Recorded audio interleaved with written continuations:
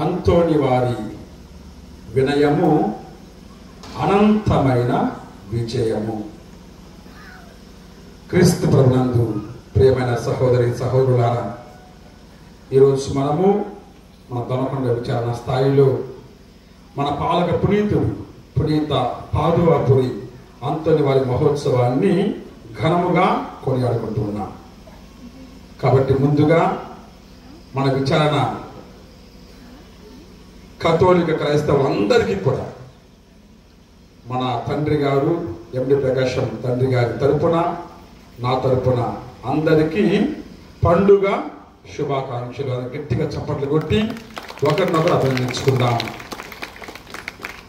రెండవదిగా మామూలుగా మన విచారణలో అంతోని వారి పండుగ పూజ ఉదయం జరగాలి, సాయంత్రం సప్రం జరగాలి మామూలుగా.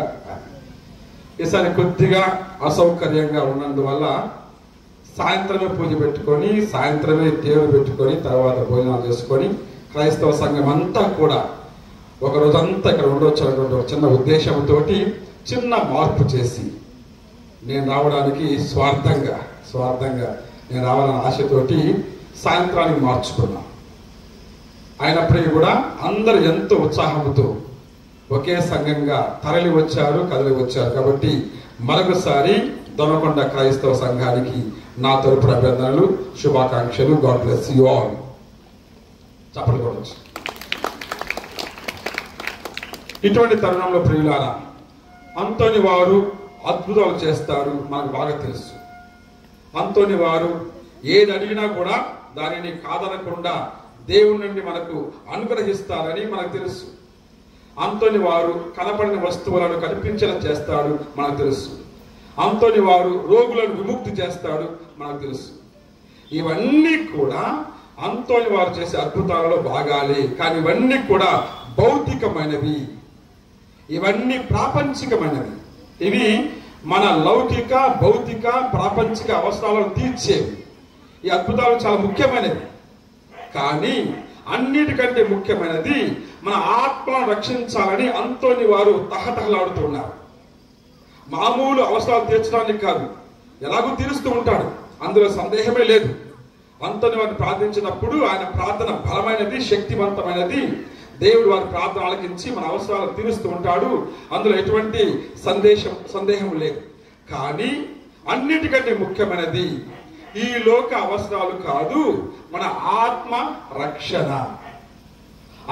రక్షణ కొరకై అంతోని వారు మన కొరకు ప్రార్థన చేస్తున్నారు. తన భక్తులందరూ కూడా రక్షింపబడాలి, తన భక్తులందరూ కూడా ప్రాపంచిక విషయాలను దాటి పరలోక విషయాల వైపు పయనించాలి అని వారు కోరుకుంటూ ఉన్నారు. మామూలు అవసరం కాదు, ఆత్మ రక్షణ కొరకు ప్రతి ఒక్కరు ప్రయత్నించాలని ఆయన ఆశపడుతూ ఉన్నాడు. తద్వారా మనకు ప్రసాదించే భౌతిక అద్భుతాలన్నీ కూడా ఆత్మ రక్షణ కొరకే అని మనకు తెలియజేస్తున్నారు. అంటే అంతోని వారి జీవితాన్ని మనము స్మరించుకున్నప్పుడు వారు చేసే అద్భుతాలన్నీ ఎంత ముఖ్యమైనవో అంతకంటే లోతైనది ఆయన యొక్క జీవిత విధానం. అంతోని వారి యొక్క జీవిత విధానం, ఆ జీవిత విధానాన్ని మనము అలవర్చుకోవాలి. ఆ విధంగా మనము అంతోని వారు ఇంత ప్రపంచ ప్రసిద్ధి కాంచాడంటే అందుకు కారణం ఏంటి? ప్రపంచ నలుమూలల ఈరోజు అంతోని ప్రార్థనలు, అంతోని పండుగలు జరుగుతున్నాయంటే భక్తులు తండోపతండాలుగా అంతోని వారి పుణ్యక్షేత్రాలు తరలి వస్తున్నారంటే దానికి కారణం ఏంటి అని మనము ధ్యానించినప్పుడు బాహ్యంగా కనిపించేది వారి అద్భుతాలు, కానీ ఆంతరంగికంగా కనిపించేది వారి ఆదర్శము. దీనిని మనం గమనించాలి. ఈ పండుగ రోజు అటువంటి సత్యాన్ని మనం గమనించాలి, తెలుసుకోవాలి. అంతోని వారి జీవితాన్ని మనం క్షుణ్ణంగా పరిశీలించాలంటే అతనికి ఉన్నటువంటి ఒకే ఒక గొప్ప గుణము వినయము. అటువంటి వినయము ద్వారా ఆయన అనంతమైన విజయాన్ని అందుకున్నాడని మనము తెలుసుకోగలము. కాబట్టి ఒక్కసారిగా మనము అంతోని వారి యొక్క ఆంతరంగిక జీవితంలో ప్రవేశించామంటే అతను ధరించినటువంటి ఆ వినయ లక్షణమును మనము తెలుసుకుంటాం. అంతని వారి పండుగ చేసుకుంటున్నామంటే ఆ వినయాన్ని మనం కూడా అలవర్చుకుంటూ ఉన్నాం. అంతని వారిని ప్రదక్షిణగా తీసుకుని వెళ్తున్నామంటే అందరికి చూపించడం కాదు, ఇదిగో ఇతని వాళ్ళే నా జీవితం కూడా ఉండాలని నేను కోరుకుంటున్నానని ఒక సందేశాన్ని ప్రపంచానికి ఇవ్వడం. ఇవన్నీ లేకుండా మనము బాహ్యంగా పూజలు, బాహ్యంగా ప్రార్థనలు, బాహ్యంగా పండుగలు, బాహ్యంగా ఊరేగింపులు, బాహ్యంగా అలంకారం చేసుకున్నామంటే ఆ పండుగకు అర్థం లేదు. కాబట్టి అంతని వారి జీవితంలోనికి ప్రవేశిద్దాం. అలా అంతని వారి జీవితంలోనికి ప్రవేశించామంటే మనం తెలుసుకున్న గొప్ప గుణము అంతోని వారు వినయాత్ములు. అటువంటి వినయము ద్వారా అనంత విజయాన్ని వారు సాధించారు. మరి అటువంటి వినయాన్ని మనం నేర్చుకుంటూ ఉన్నామా? అలా నేర్చుకోవాలంటే వినయానికి 3 దశలు ఉన్నాయి, లేకుంటే 3 సత్యాలు ఉన్నాయి. మొదటిది వినయము. వినయము ఒక అమరమైన అనుగ్రహం. అమరమైన అనుగ్రహం. రెండవది వినయము అంతోని వారి అలంకరణ. మూడవది వినయము అందరికి ఆదర్శ ఆభరణము. Praise the lord, praise the lord, hallelujah, hallelujah. ఈ 3 విషయాలను మనము అంతోని వారి జీవితంలో చూడగలము. అంతని వారి జీవితాన్ని మనం ధ్యానిస్తున్నామంటే ఆ 3 విషయాలు మనం కూడా నేర్చుకోవాలి అని తెలుసుకోవాలి.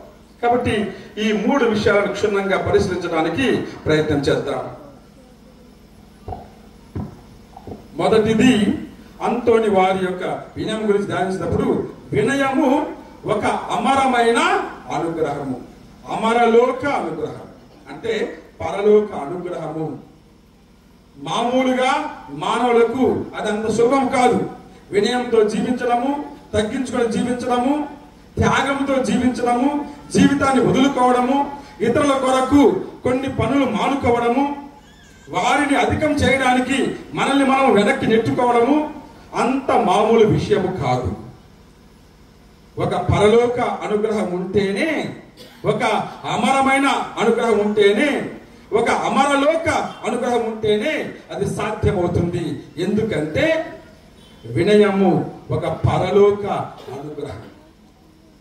మానవులకు సాధ్యం కాదని యేసు ప్రభువే మానవునిగా జన్మించి ఆ వినయములోని మాధుర్యాన్ని మనకు చూపించాడు. ఆయన ఈ లోకానికి వచ్చాడు కాబట్టి ఆ వినయమును పరలోకం నుండి మన కొరకు తీసుకుని వచ్చాడు.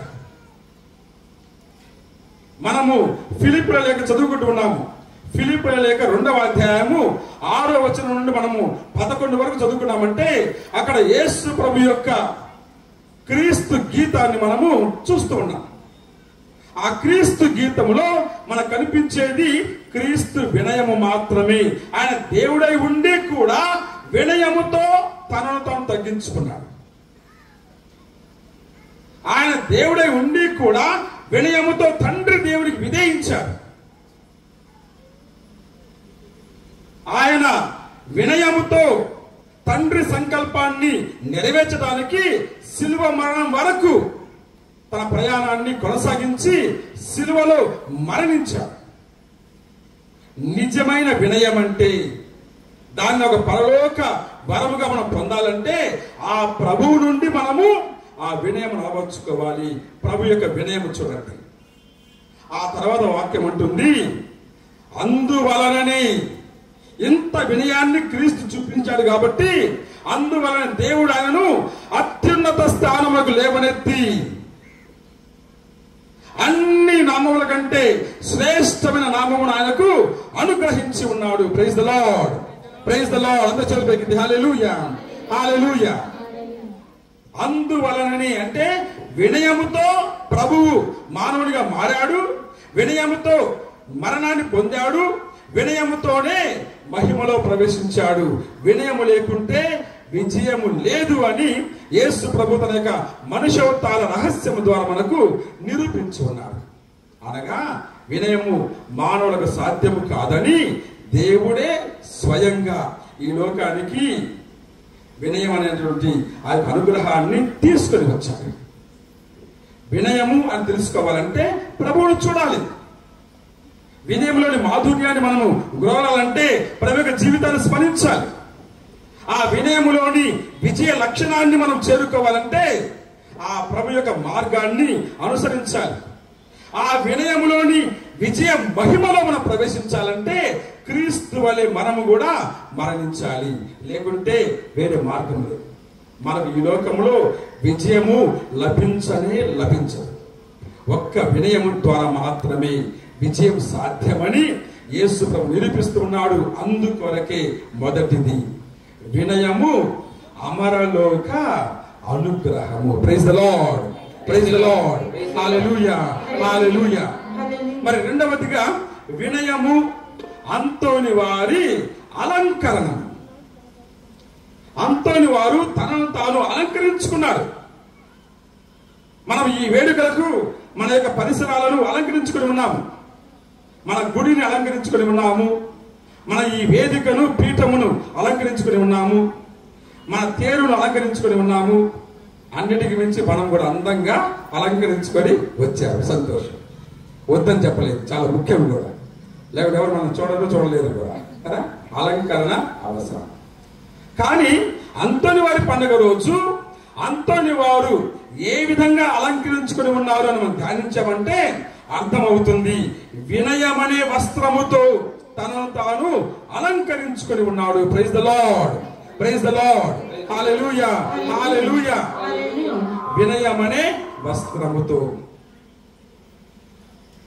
అంటే వినయం ఉంటే జీవితం ఏ విధంగా ఉంటుందో మనము పరిశుద్ధ గ్రంథంలో చూస్తూ ఉన్నాం. ముఖ్యంగా 19వ కీర్తన 7వ వచనంలో మనం చదువుకుంటూ ఉన్నాం. ఇది ప్రభు యొక్క చెయ్యదము. ఏం చేస్తాడు ఆయన?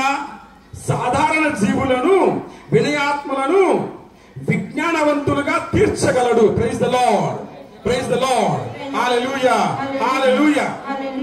అదే విధంగా మనము సామెతల గ్రంథములు 11వ అధ్యాయము 1వ వచనం చూసామంటే మనకు అర్థమవుతుంది.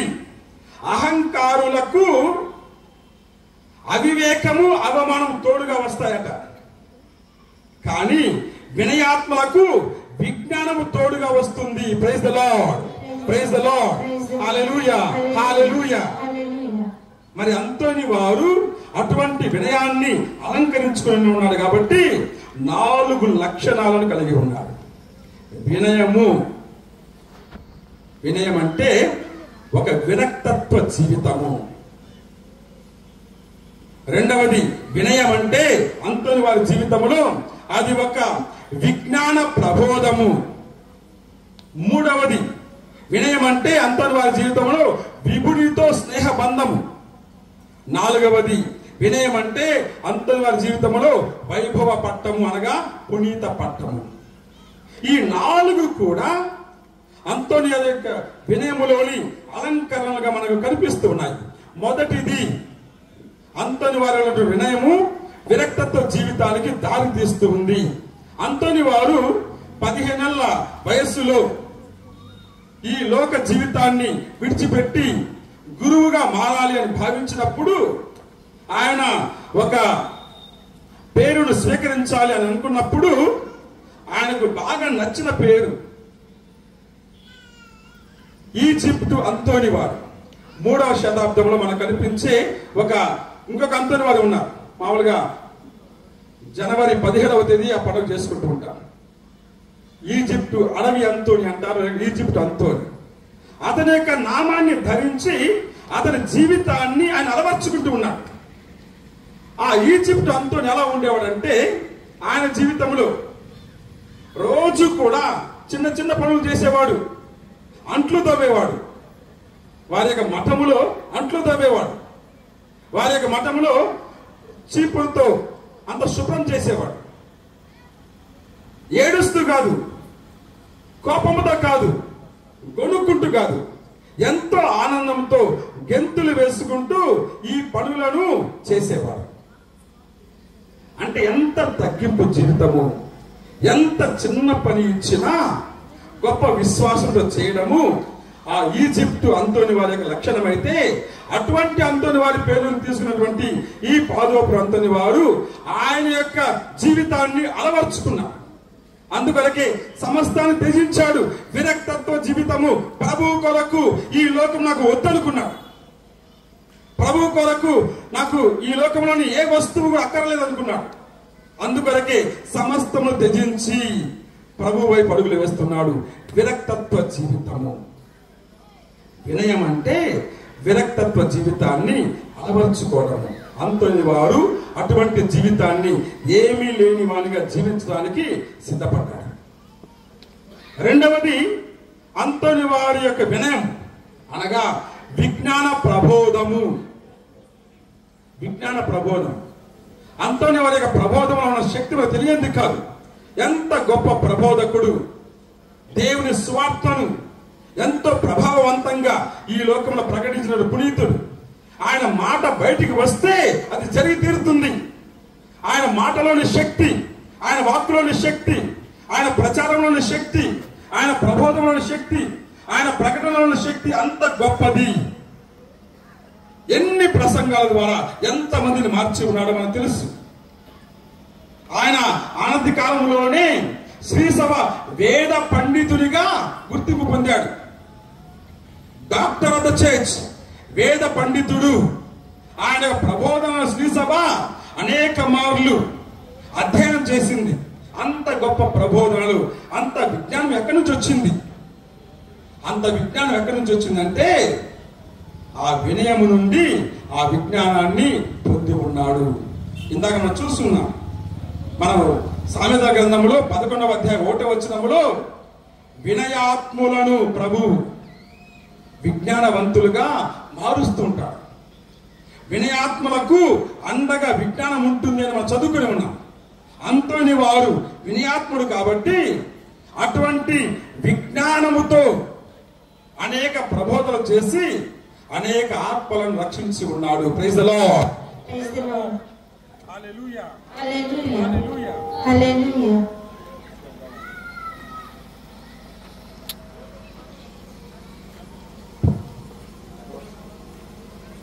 రెండవది కాబట్టి వినయం ఉంటే విరక్తత్వ జీవితం ఉండాలి, అన్ని వదులుకోవాలి. రెండవది వినయం ఉంటే విజ్ఞాన ప్రబోధం ఉండాలి. ఈ లోక జ్ఞానము కాదు, పరలోక జ్ఞానంతో ప్రబోధించాలి. మూడవది వినయం ఉంటే విభునితో స్నేహము, అంటే సర్వేశ్వరుతో స్నేహం. ఏ పునీతునికి లేని భాగ్యము అంతని వారు పొంది ఉన్నాడు. ప్రభువు అంతని వారిని సందర్శించాలని దిగి వస్తూ ఉన్నాడు. ఒక బాలయేసునిగా, ఒక బాలునిగా ఆయన అరచేతిలో ఉండిపోవడానికి యేసు ప్రభు సిద్ధపడ్డాడు. అంటే ఎంత వినయముతో ఆ ప్రభుని స్వీకరించడానికి అంతని వారు సిద్ధపడ్డాడు మనం గమనించగలం. అంత వినయము, విభునితో స్నేహం చేయగలటువంటి ఆ బంధాన్ని అంతని వారు పొంది ఉన్నారు. ఎందుకంటే ఆయన వినయము అంత గొప్పది. ప్రభు వచ్చేంత వరకు కూడా అంతటి వినయాన్ని ఆయన ప్రదర్శించి ఉన్నాడు. ఎవరైతే ప్రభువుతో ఉంటారో, ఎవరైతే ప్రభు కొరకు వేచి ఉంటారో, ఎవరైతే ప్రార్థనలో వినయాన్ని చూపిస్తారో అటువంటి వారి వద్దకు ప్రభు వస్తూ ఉంటాడు. ఇది సత్యము. అంతని వారు వినయాత్ముడు కాబట్టి విభుడితో స్నేహమును పొందగలిగాడు. నాలుగవది వినయము వైభవ జీవితము, అంటే పునీతుల పట్టం. మన కథోలిక సభలో అనేక మంది పునీతులు ఉన్నారు.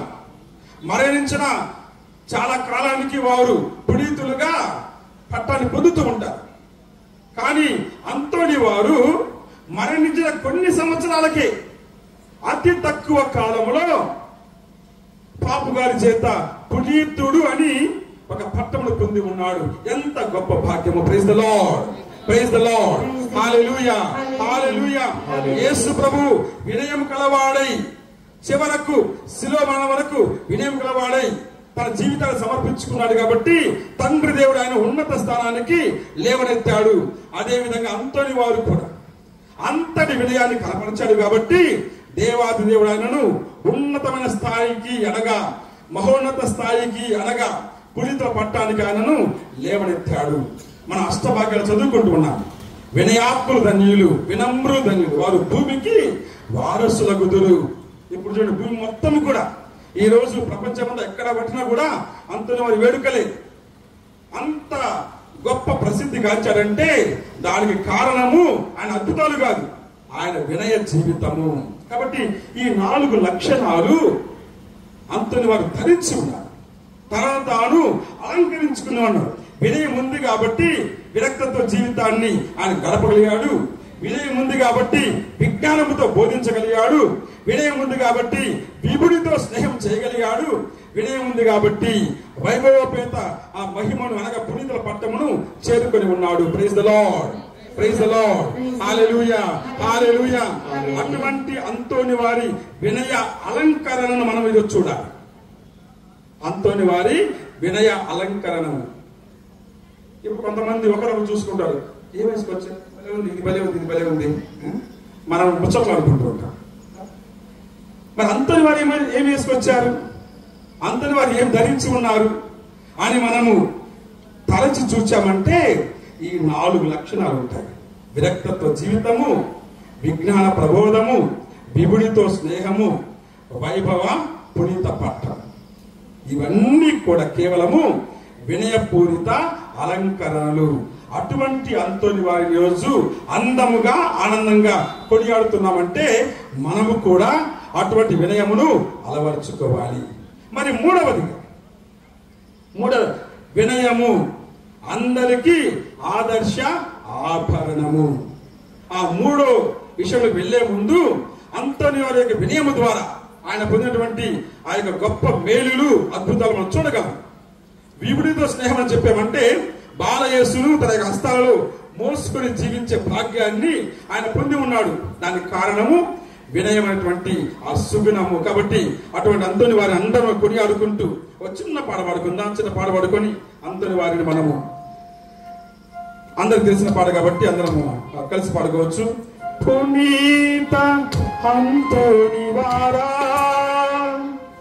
పరలోక పుత్రుడా, పాదువాపుర శ్రేష్ఠుడా, అంతోని వారా, మా కొరకు ప్రార్థించండి, మా కొరకు ప్రార్థించండి. ఆలించు పాలించు అంతోని వారా, అండగా నిలువుము అంతోని వారా, ఆదరణ అందించు అంతోని వారా, అంతోని వారా. అందరూ పడుతున్నా, ఆలించు పాలించు, ఆలించు పాలించు అంతోని వారా, అండగా నిలువుము అంతోని వారా, ఆదరణ అందించు అంతోని వారా, అంతోని వారా. ఆనందము పంచు అంతోని వారా, అనురాగము పెంచు అంతోని వారా, భక్తిని చేకొను అంతోని వారా, అంతోని వారా. అందరూ ఆనందము, ఆనందము పంచు అంతోని వారా, అనురాగము పెంచు అంతోని వారా, భక్తిని చేకొను అంతోని వారా, అంతోని వారా, అంతోని వారా, అంతోని వారా, అంతోని వారా, అంతోని వారా, అంతోని వారా, అంతోని వారా, అంతోని వారా. నీదు ప్రేమకు బాలయేసువు బహు ప్రీతి పాత్రుడాయగా, ప్రీతి పాత్రుడాయ. అందరూ నీదు ప్రేమకు బాలయేసువు బహు ప్రీతి పాత్రుడాయగా, ప్రీతి పాత్రుడాయగా. కోసి నగుల బాలుడు నీ అరచేతిలో ఆసీనుడాయ. అందరూ అంతోని వారా, అంతోని వారా, కొనియాడుకుందాం. అంతోని వారా, అంతోని వారా, అంతోని వారా, అంతోని వారా, అంతోని వారా, అంతోని వారా. నీవు వారధిగా నీ ప్రార్థనను మాకై సమర్పించగా, మాకై సమర్పించగా, బిగడగా నీవు వారధిగా నీ ప్రార్థనను మాకై సమర్పించగా దైవ వరము దండిగా పొంది దైవ రాజ్యము మేము చేరుకొందుము. అంతని వారా అంతోని వారా అంతోని వారా అంతోని వారా అంతోని వారా అంతోని వారా అంతోని వారా అంతోని వారా